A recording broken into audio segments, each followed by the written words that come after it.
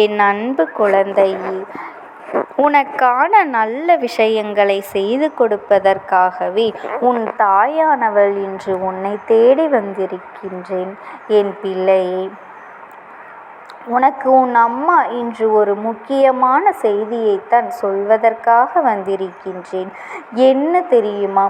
பிரச்சனைகள் உனக்கு அடிக்கடி வருகின்றது. ஒரு முறை பிரச்சனை முடியும் போது மீண்டும் மறுமுறை வேறு பிரச்சனை வந்துவிடுகின்றது. இதுபோல மீண்டும் மீண்டும் பிரச்சனைகள் வந்துவிடக்கூடாது என்பதில் தெளிவாக இருந்தாலும் சந்தர்ப்ப சூழ்நிலைகள் மீண்டும் ஏதாவது ஒரு புதிய பிரச்சனையை கொண்டு வந்து விடுகின்றது. அதிலிருந்து தப்பிக்க முயற்சி செய்து எப்படியாவது சமாதானப்படுத்தி வெளியில் வந்தால் அடுத்த பிரச்சனை வந்து விடுகின்றது. வாழ்க்கையில் நிம்மதி என்ற ஒன்று கிடைக்கவே மாட்டேன் என்கின்றது. என் தங்கமே, இதுபோல நிம்மதி இல்லாமல் எத்தனை காலங்கள் வாழ்ந்துவிட முடியும் என்றுதான் அங்கே கவலைப்பட்டு கொண்டிருக்கின்றாய். நீ மட்டுமல்ல, உன் உயிரான உறவும். நீ பேசு என்று அவர்களிடத்தில் பேசுகின்ற போது அவர் மனதில் என்ன உணர்வுகள் இருக்கின்றது என்பதனையும் பேசுவதற்கு சரியான வாய்ப்புகள் கிடைக்கவில்லை என்பதையும் தான் நினைப்பது. தன் வாயில் சொன்னால்தானே அவர்களுடைய எண்ணங்கள் என்னவென்று மற்றவர்களுக்கு புரியும். நமக்கு அதை பேசுவதற்கான வாய்ப்பே கிடைக்கவில்லை என்றால் நம்முடைய உணர்வுகளை எப்படி வெளிக்காட்ட முடியும் என்று மனதிற்குள் அவர்களிடத்தில் தயக்கமும் இருக்கின்றது. தனக்கு சரியான மரியாதை கிடைக்கவில்லை, சரியான மதிப்பு. நீ பேசுகின்ற பொழுது என்ன பேசுகின்றோம், யாரை பற்றி பேசுகின்றோம், யார் முன்னால் பேசுகின்றோம் என்று எதையுமே சிந்திக்காமல் பேசும் பொழுது அது அவர்களுக்கு மிகுந்த மனவேதனையெல்லாம் கொடுத்திருக்கின்றது. இதுவெல்லாம் ஒரு புறம் இருந்தாலும் இன்னொரு புறத்தில் அவர்கள் என்ன நினைக்கின்றார்கள் தெரியுமா? அம்மா, நான் இத்தனையெல்லாம் பிரச்சனைகளை இன்று ஒதுங்கி இருக்கின்றேனே, நான் ஒதுங்கிவிட்ட பிறகுதான் அத்தனை கஷ்டங்களும் திரும்ப திரும்ப வருகின்றது. அவர்கள் இல்லாமல் நம்மால் வாழ முடியாது என்று புரிந்தாலும், பல கஷ்டங்கள் வாழ்க்கையில் இருந்தாலும் என்னால் ஒரு சில விஷயங்களை தவிர்க்க முடியவில்லை. கோபமே வரக்கூடாது என்று உன் அம்மா உன்னிடத்தில் அறிவுறுத்தவில்லை. இது தேவையற்ற கோபம் உன் வாழ்க்கையை கெடுத்துவிட்டது அல்லவா? இனியாவது இந்த கோபம் எல்லாம் தூர விலக்கி வைத்துவிட்டு எப்பொழுதுமே பொன் சிரிப்போடு இருக்க பழக வேண்டும். உன் வாழ்க்கை உனக்கு இன்னும் நிறைய நல்ல விஷயங்களை கற்றுத்தருவதற்காக காத்து கொண்டு இருக்கின்றது. அதையெல்லாம் நீ அனுபவிக்காமல் நீ இப்பொழுது இந்த வாழ்க்கையை தொலைத்துவிட்டு என்ன செய்ய போகின்றாய்?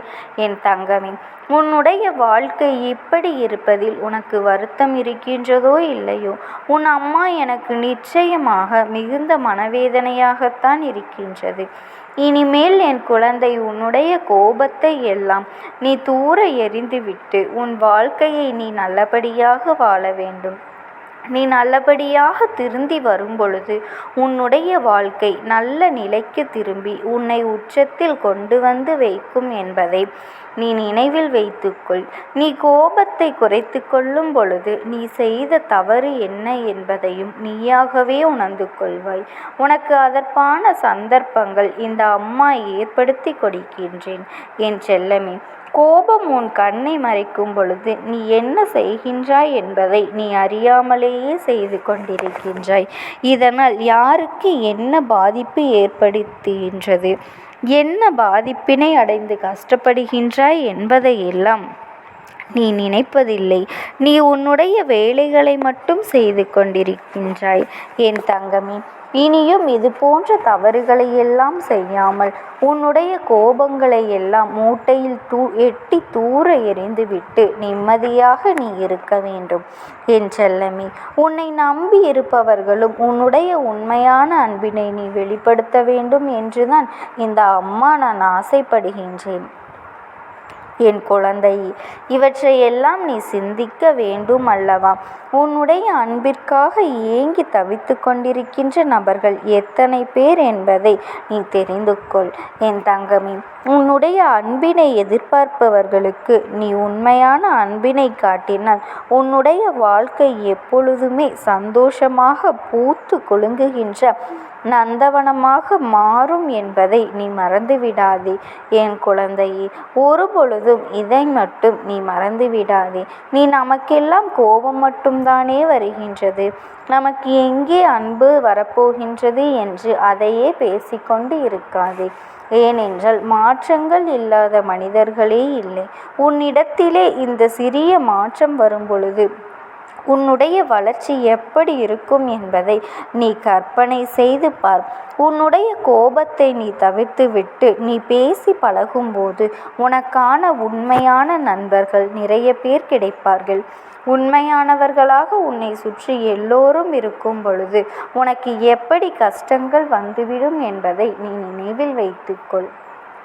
ஏனென்றால் உண்மையாக இருக்கும் நபர்களை இந்த அம்மா ஒருபொழுதும் கைவிட மாட்டேன் என்பதை நீ தெரிந்து கொள்.